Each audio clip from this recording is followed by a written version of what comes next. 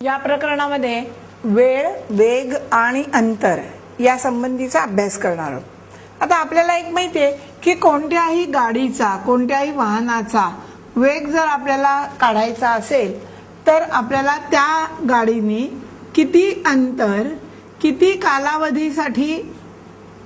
कालावधीमध्ये पार केलं हे आपल्याला माहिती पाहिजे। म्हणजे एखादी गाडी 4 तासात 200 किलोमीटर जात असेल तर आपण सांगू तिचा वेग ताशी 50 किलोमीटर आहे, कारण 200 भागिले 4 म्हणजे अंतर भागिले वेळ बरोबर वेग। हे सूत्र 3 चलांचं आहे। अर्थातच 3 चलांपैकी कोणतीही दोन चल माहिती असतील तर तिसरं आपल्याला काढता येईल। उदाहरणार्थ अंतर काढायचं असेल तर वेग गुणिले वेळ हे सूत्र वापरता येईल। वेळ काढायची असेल तर अंतर भागिले वेळ हे सूत्र वापरता येईल। परंतु एक गोष्ट महत्त्वाची लक्षात ठेवा की हा वेग हा ताशी किलोमीटर या एककामध्ये मोजला जातो, किंवा म्हणजे दर किलोमीटर पर आवर ज्याला आपण म्हणतो किलोमीटर पर तास, किंवा आपल्याला तो मीटर पर सेकंद असाही मोजला जातो।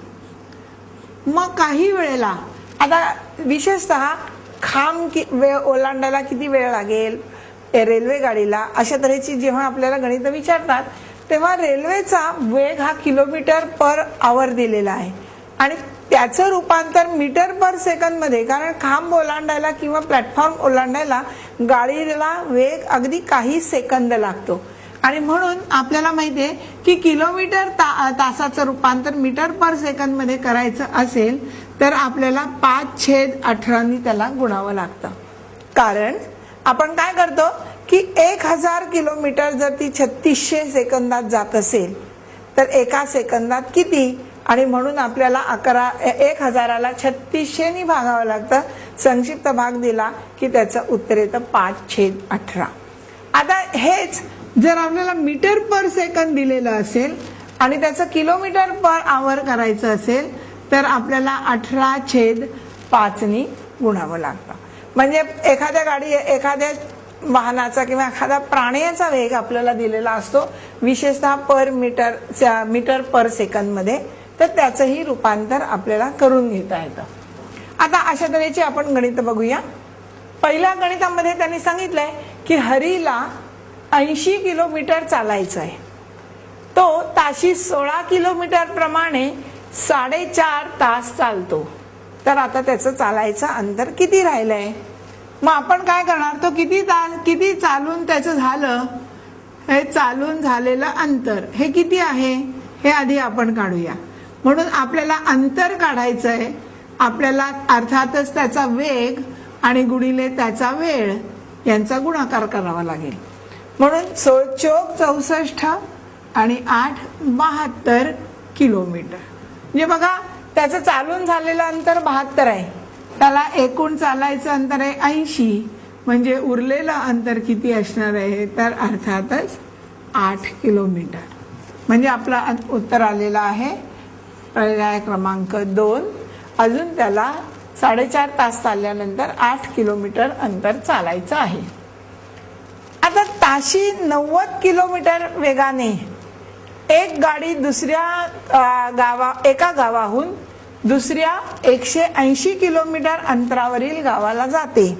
आता एक गाडी एका गावाहून निघाल्यानंतर दुसऱ्या गावाला जाते, तिचा वेग होता 80 किलोमीटर पर आवर आणि त्यांच्यातलं अंतर होतं 180। म्हणजे त्या गाडीला त्या गावाला पोचायला किती वेळ लागला असेल तर त्याचा आपण वेळ काढूया। पहिल्यांदा जाताना तर 180 हे अंतर आहे आणि वेग आहे 90, म्हणजे तिला 2 तास लागले असतील। पण येताना काय झालं की परत येताना तिचा वेग होता फक्त 60 किलोमीटर, आता वेग आहे तिचा 60 किलोमीटर पर आवर। तर आता तिला किती वेळ लागला, येताना वेळ लागलेला आहे पुन्हा अंतर तेवढंच, कारण गावांमधलं अंतर काही बदलणार नाहीये, पण आता तिला लागले 3 तास। आणि आता आपल्याला तिचा सरासरी वेग काढायचा आहे।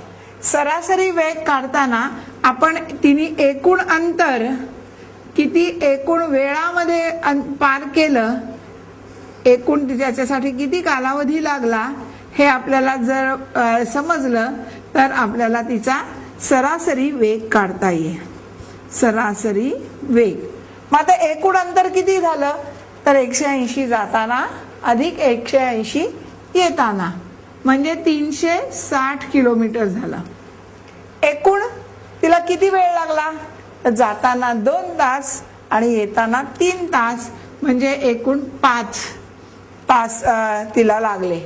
आता तिचा सरासरी वेग किती झाला तर 5 7 35 आणि 5 दुणे 10 72 किलोमीटर पर तास. आता त्यांनी दिलेला आहे का बघा 72 किलोमीटर पर तास दिलेला आहे. त्यामुळे पर्याय क्रमांक 2 हे आपलं उत्तर आलं. आता तिसऱ्या गणितात 8 सेकंदात एक गाडी 88 मीटर जाते तर तिचा ताशी वेग किती. आता ताशी म्हणजे अर्थातच किती सेकंदात तर 3600 सेकंदात. म्हणून आपण लिहूया की 8 सेकंदामध्ये ती गाडी 88 मीटर जाते तर 3600 सेकंदात ती गाडी किती जाईल. आपण जर उत्तर काढलं तर आपल्याला आलेलं उत्तर हे मीटर मध्ये असणार आहे हे लक्षात ठेवा.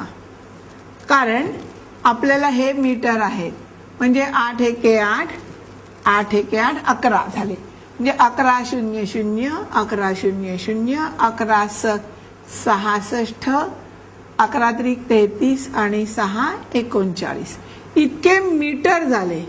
आता हे उत्तर दिलेलं आहे का बघा तर पहिली तिन्ही उत्तरं ही किलोमीटर आहेत आणि चौथं फक्त मीटर आहे पण तो आकडामध्ये एक शून्य कमी आहे. मग आपण याचे किलोमीटर करून घेऊया. किलोमीटर करायचे म्हणजे 1000 भागायचं आणि म्हणून 39.6 इतके किलोमीटर आले. 39.6 हा पर्याय क्रमांक 2 आहे. कारण 1 किलोमीटर बरोबर 1000 मीटर हे आपल्याला माहिती आहे. आता चौथं गणित. ताशी 36 किलोमीटर वेगाने धावणाऱ्या 110 मीटर लांबीच्या आगगाडीस 140 मीटर लांबीचा पूल ओलांडण्यास किती वेळ लागेल. आता जर वेळ काढायचा असेल तर आपल्याला तिला किती अंतर जायचंय आणि तिचा किती वेग आहे हे काढायला पाहिजे. आता वेग आपल्याला दिलाय 36 किलोमीटर आणि म्हणून म्हणजे याचा वेग आपण ताशी किलोमीटर मध्ये न लिहिता आपल्याला जर मीटर पर सेकंद मध्ये लिहायचा असेल तर आपल्याला 5/18 ने गुणायला पाहिजे म्हणजे झाला 10 मीटर पर सेकंद. आणि तिला किती अंतर जायचं आहे रेल्वेला तर स्वतःची लांबी आणि पुलाची लांबी म्हणजेच तिला एकूण 110 अधिक 140 म्हणजेच 250 मीटर अंतर जायचं आहे. आता अंतर माहिती आहे आणि वेग माहिती आहे म्हणजे अर्थात तिला किती वेळ लागेल तर 250 भागिले 10 आणि म्हणून एकूण तिला वेळ लागेल 25 सेकंद. आता 25 सेकंद हे तिसऱ्या पर्यायामध्ये उत्तर आहे. आता पाचव्या गणितात पहा. एका मोटारीने 2 तासात 52 किलोमीटर 3 तासात 54 किलोमीटर आणि शेवटच्या 4 तासात 65 किलोमीटर अंतर कापले तर मोटारने सरासरी दर ताशी किती किलोमीटर प्रवास केला. आता आपल्याला सरासरी वेग काढायचा आहे तिचा आणि सरासरी वेग काढायला आपल्याला तिचं एकूण अंतर काढायला पाहिजे. एकूण अंतर किती आहे बघा. पहिल्या 2 तासात 52 मग आहे 54 आणि मग आहे 65. याला अनुक्रमे वेळ किती लागलेला आहे तर 2 तास 3 तास आणि 4 तास. आणि त्यामुळे आपल्याला जर बेरीज केली तर आपल्याला किती मिळेल 5 आणि 4 9 आणि 2 11 7 आणि 1 7 आणि 10 17 4 आणि 3 7 आणि 2 9 म्हणजे आपल्याला येईल उत्तर 19 किलोमीटर प्रत्येक तासात. कारण